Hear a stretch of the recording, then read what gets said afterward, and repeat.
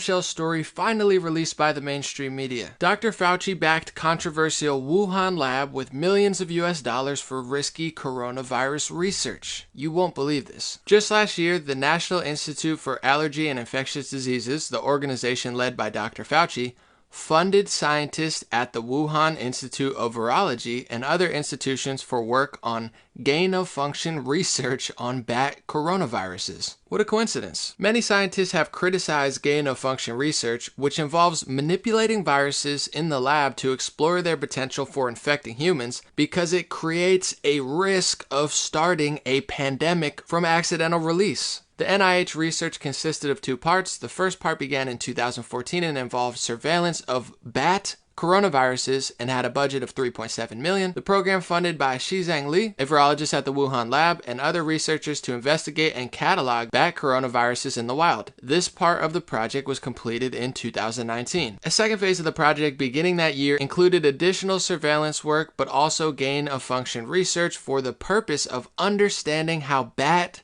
coronaviruses could mutate to attack humans. The article goes on to talk about what the project proposal stated. In layman's terms, spillover potential refers to the ability of a virus to jump from animals to humans, which requires that the virus be able to receptors in the cells of humans. SARS-CoV-2, for instance, is adept at binding to the ACE2 receptor in human lungs and other organs. According to Richard Ebright, an infectious disease expert at Rutgers University, the project description refers to experiments that would enhance the ability of bat coronavirus to infect human cells and laboratory animals using techniques of genetic engineering. In the wake of the pandemic, that is a noteworthy detail. Yes, it is. Ebright, along with many other scientists, has been a vocal opponent of gain-of-function research because of the risk it presents of creating a pandemic through accidental release from a lab. It's worth noting that Richard Ebright, you can see on his Twitter or in the press, that he actually thinks it's a possibility that this was leaked from a lab, yet Facebook and US Today try to fact check my articles and say, we quote Richard Ebright, but we don't think that this was man manipulated from a lab. Well, that's great, and their fact checking was so sloppy that after I exposed them, they had to change it from false to partly false because they don't know what they're talking about. But it's interesting to note that's the same scientist that they try to use against me in this article. Fauci defends this type of research that Richard Ebright and others didn't want to happen. And this article went on to say the work in question was a type of gain-in-function research that involved taking wild viruses and passing them through live animals until they mutate into a form that could pose a pandemic threat. Let's read that again. The work in question was a type of gain-of-function research that involved taking wild viruses and passing them through live animals until they mutate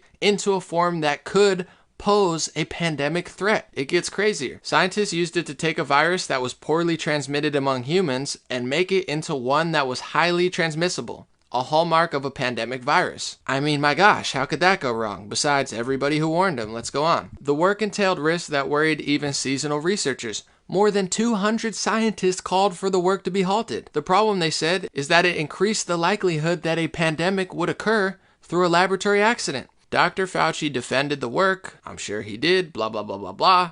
Nevertheless, in 2014, under pressure from the Obama administration, the National Institute of Health instituted a moratorium of that work, suspending 21 studies. 3 years later, though, in December 2017, the NIH ended the moratorium, and the second phase of the NIAID project, which included the gain-of-function research, began. The NIH established a framework for determining how the research would go forward. Scientists have to get approval from a panel of experts who would decide whether the risks were justified. The reviews were indeed conducted, but in secret, for which the NIH has drawn criticism. In early 2019, after a reporter for Science magazine discovered that the NIH had approved 2 influenza research projects that used gain-of-function methods, scientists who opposed this kind of research excoriated the NIH in an editorial in the Washington Post. "We have serious doubts about whether these experiments should be conducted at all," wrote Tom Inglesby of Johns Hopkins University and Mark Lipsitch of Harvard. "With deliberations kept behind closed doors, none of us will have the opportunity to understand how the government arrived at these decisions or to judge the rigor and integrity of that process." So when they say the science is settled, you have to listen to the experts, just know there's experts at Harvard, Rutgers, and Johns Hopkins who completely disagreed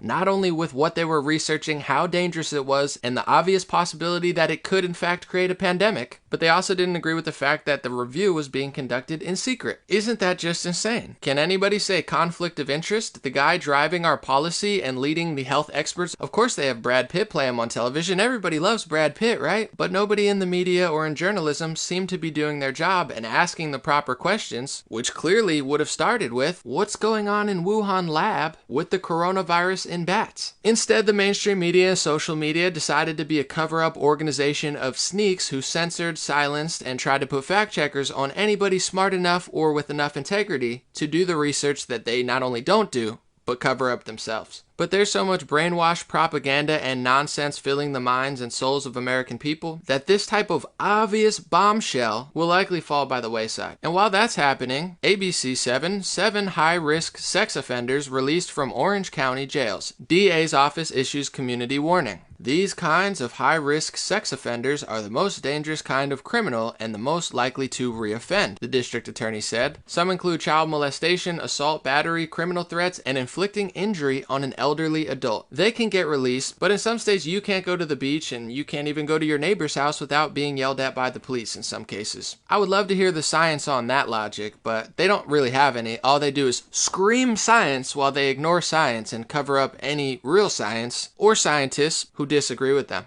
Make sure you share this video and spread the word. Have a beautiful day, and I hope you learned something from this video.